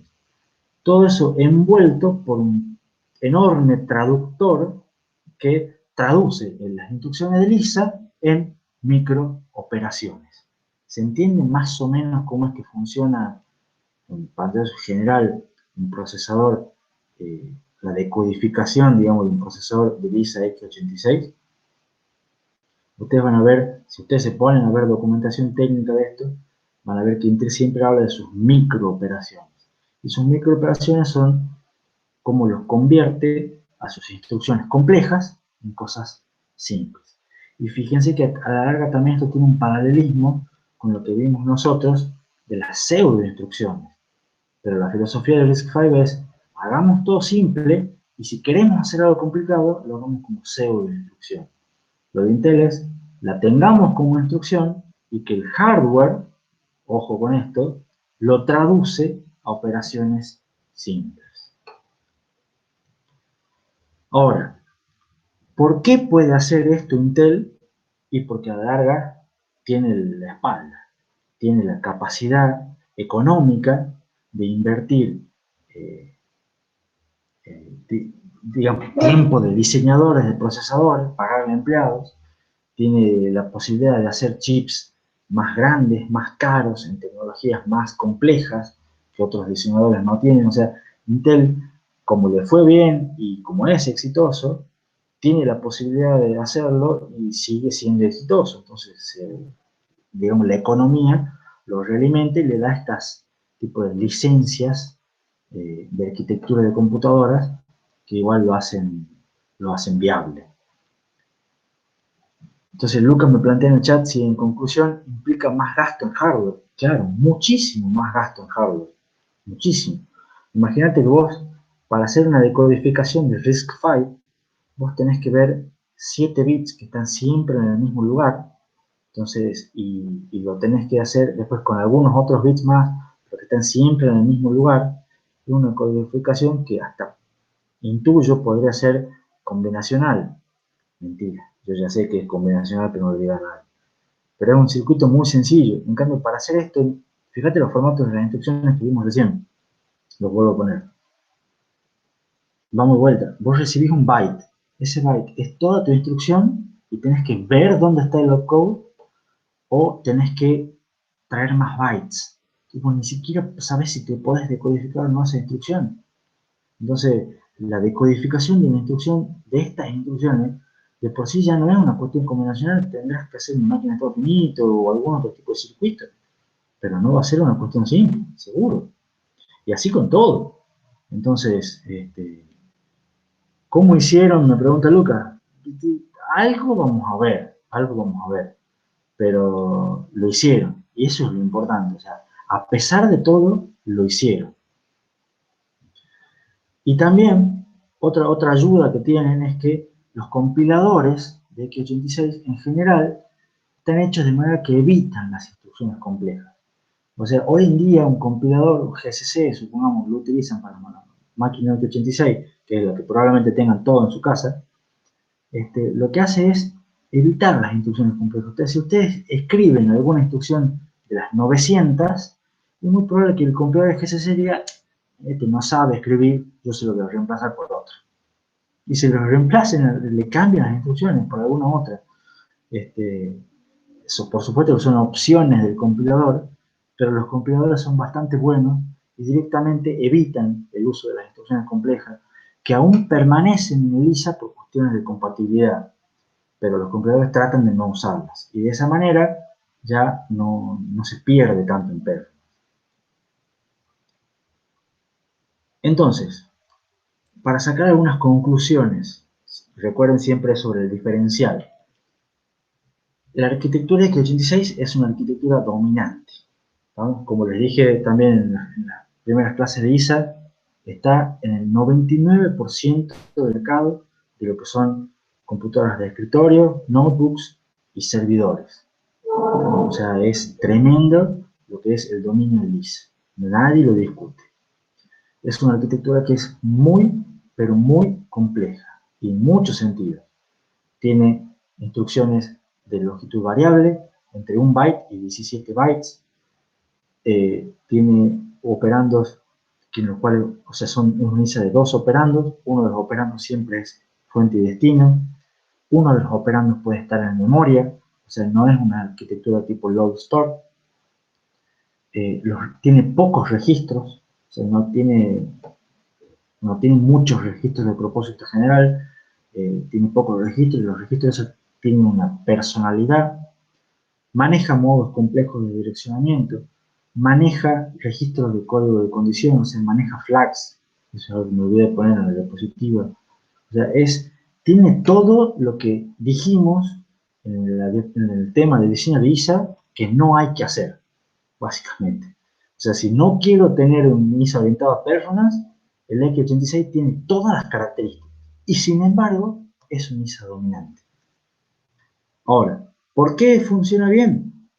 Porque a las instrucciones que más se usan las pueden implementar con buena performance, las convierten en microoperaciones y tratan de usar buenos compiladores de manera de evitar las instrucciones más lentas. Entonces hay una frase también que es, digamos, popular en la arquitectura de computadoras, que me gusta mucho, por eso las frases que me gustan mucho las cito textuales. Dice, lo que a la arquitectura x86 le falta en estilo, le sobra en cantidad, lográndose un buen diseño en la verdadera perspectiva. ¿Y qué quiere decir esto, digamos?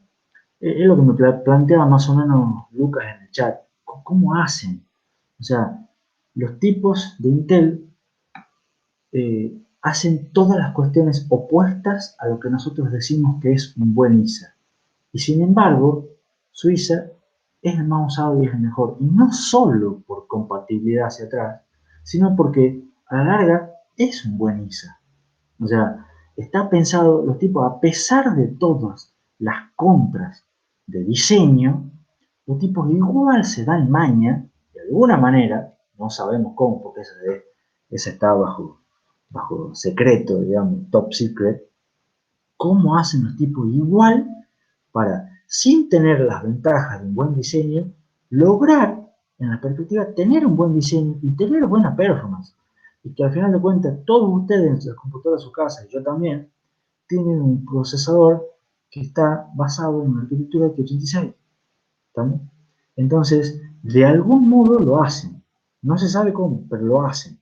Entonces, el diseño no es malo, es muy bueno, pero no cumple con los principios de diseño que uno buscaría para diseñar un ISA. Lo harán, Jonás plantea en el chat, lo hacen por fuerza bruta. Lo harán por fuerza bruta, lo harán como lo hagan, pero de algún modo lo hacen, y eso es destacable. O sea, no, yo me quito el sombrero con la arquitectura del x86. Yo no la haría, pero no quiere decir que sea mala, ¿se entiende? Lucas me plantea en el chat que prácticamente inventaron la rueda. Claro, no es lo mismo la gente que diseñó RISC-V, que empezó con una rueda que ya existía y la mejoró. Totalmente de acuerdo. Y yo se los dije de entrada. O sea, RISC-V se apoya en los aciertos y los errores de los que vinieron antes. Intel fue básicamente el primero, o el primero masivamente popular, el primero masivamente grande. Estaba IBM en esa época y hay otras arquitecturas, pero Intel supo imponerse, por los motivos que fueran, supo imponerse a todos los demás. Claro, Lucas me plantea también en el chat que es más fácil diseñar conociendo los errores de otros, por supuesto. Y Franco dice, es como que fuera tan buena que ni siquiera le hace falta seguir pautas de diseño. Y sí, en cierto modo sí, pero fíjate lo que te dije recién, también implícito. Nadie sabe realmente cómo lo hace. Si vos querés saber realmente cómo lo hace, tenés que ir a trabajar en Intel y firmar un convenio de confidencialidad en el cual no podés contar cómo lo hace. Pero lo hacen, los tipos lo hacen, ¿no? Y eso es destacable, ¿no? Pero es secreto. En cambio, RISC-V es abierto, yo puedo ver cómo lo hacen, puedo tratar de hacerlo yo y puedo inclusive tratar de mejorarlo, porque sé cómo funciona. ¿Entiendes? Entonces, para enseñar UNISA en arquitectura de computadoras, yo me inclino por una metodología como la de RISC-V, porque es mejor para enseñar. Martín me dice en el chat, Intel hace sus propias reglas, totalmente. El monopolio que tiene en el mercado, y le pasa lo mismo a ARM con los embebidos, pero el monopolio les permite que ellos manejen y hagan sus propias reglas, ¿no? ¿Alguna otra pregunta, comentario? ¿Se entiende más o menos el pantallazo y la diferencia? Creo que eso sí está bastante enfatizado, por lo menos. Algunas falacias comunes sobre ISA, así vamos terminando. Una falacia que en general se suele usar es instrucciones más poderosas equivalen a más performance. Esto era la falacia de CISC, en el sentido de agreguemos instrucciones para agregar complejidad y de esa manera vamos a tener mejor performance. Pero en realidad, eh, el agregar instrucciones más poderosas, más potentes, me hace que yo tenga menos instrucciones, es verdad, pero las instrucciones suelen ser más difíciles de implementar, lo que las hace más lentas y lo que, sobre todo, perjudican a las demás. Entonces, si van a perjudicar a las demás, no termina siendo bueno, digamos. Lo que realmente me sirve para medir performance no es cuán potente sea una instrucción, sino el tiempo de ejecución final. Y esto es una falacia, pero es una falacia que es, bueno, pues ya no se agregan instrucciones. Fíjense que en general ISA DEC86 sigue agregando instrucciones, o sea que las siguen manteniendo, digamos. Y además, piensen además que el ISA de RISC-V permite que ustedes agreguen sus propias extensiones. O sea, es modular, y ustedes dicen, yo quiero quiero agregar una instrucción para hacer tal cosa. Lo que yo les di de ejemplo, calcular un promedio de 2 variables leídas de un conversor analógico digital. Ustedes pueden agregar esa instrucción, es factible. Ahora, ¿les conviene o no les conviene? Capaz que sí, capaz que no. Una cuestión de medir realmente el tiempo de ejecución y ver si su instrucción realmente va a inferir que se la puede hacer de manera simple y que no afecta a las demás, y de esa manera el tiempo de ejecución voy a ahorrarme instrucciones, pero sin perjudicar a los demás y para tener un mejor tiempo de ejecución. Está claro, lo importante no es cuán compleja es la instrucción, sino cuánto demoro yo en ejecutar el programa.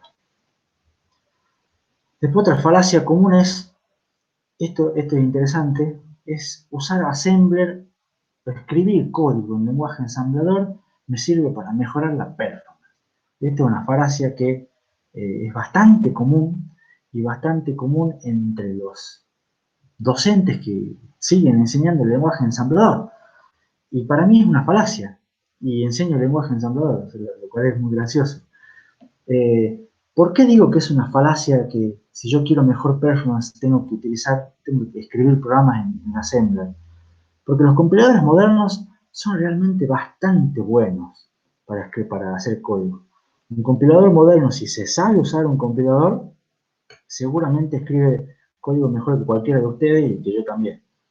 Entonces, no es tan necesario saber Assembler para poder tener una buena performance, o por lo menos escribir código en Assembler para tener una buena performance. Y además, escribir código en Assembler implica normalmente escribir más líneas de código, lo cual escribir más líneas de código aumenta la posibilidad de meter la pata, y hace que los programadores sean menos productivos.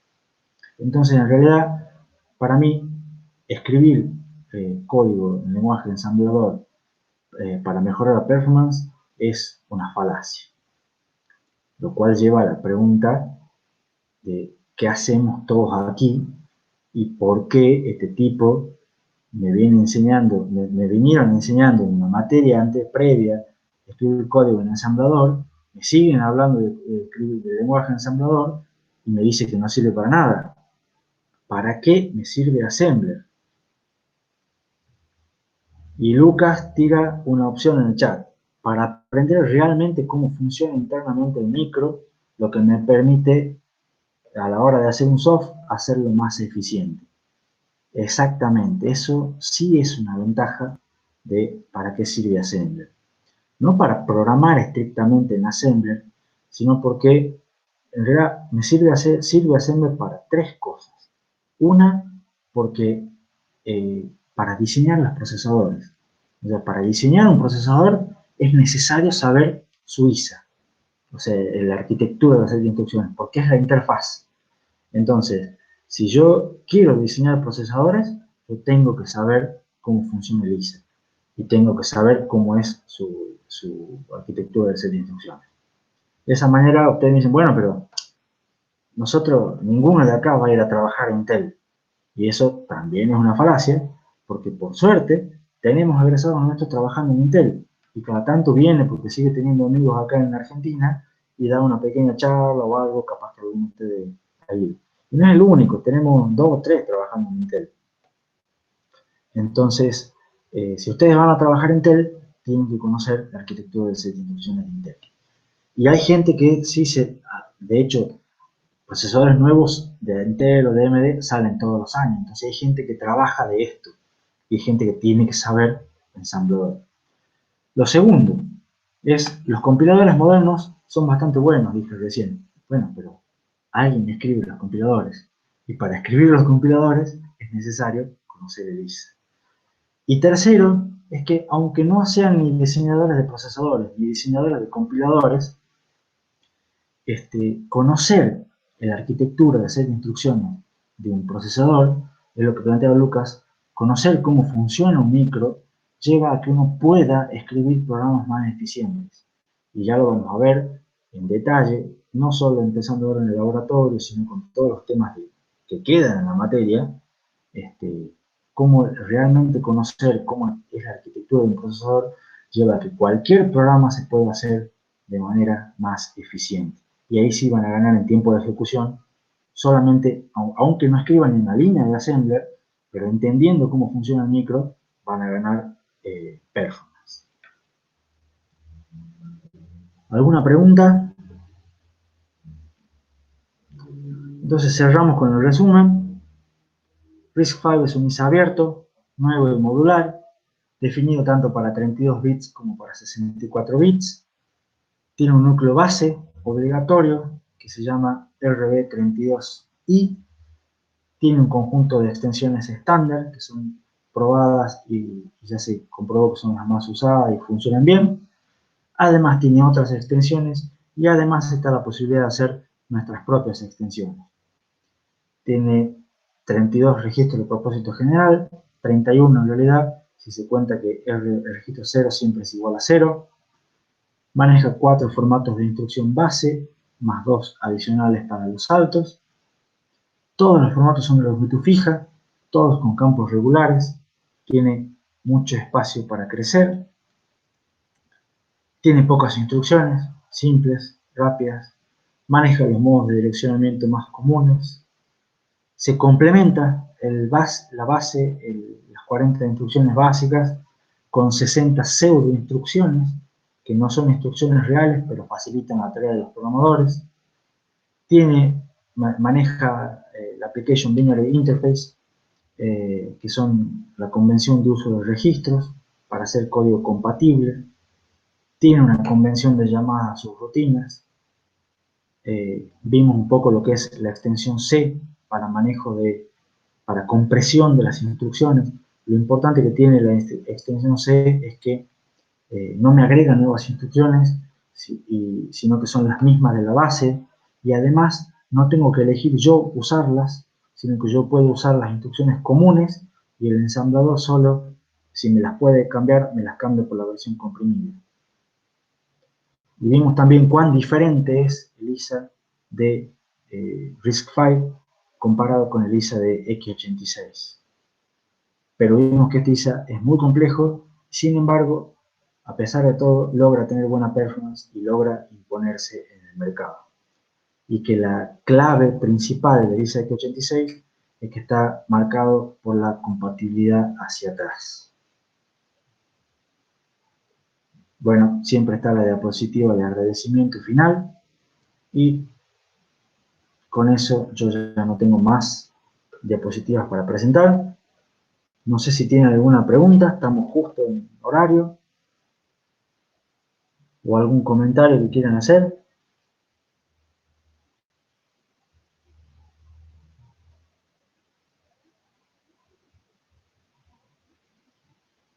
Bueno, si no hay nada más que agregar, me queda solamente desearles que tengan un buen fin de semana, recordarles que nos vemos el lunes a las 8, ya voy a enviar las invitaciones en un rato. ¿Les parece que está funcionando esto de las invitaciones por mail?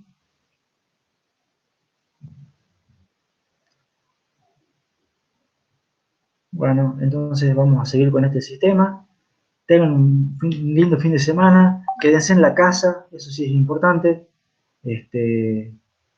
Traten de pasarla bien, pero siempre en casa, digamos. Nos vemos, chicos. Hasta el lunes, si Dios quiere.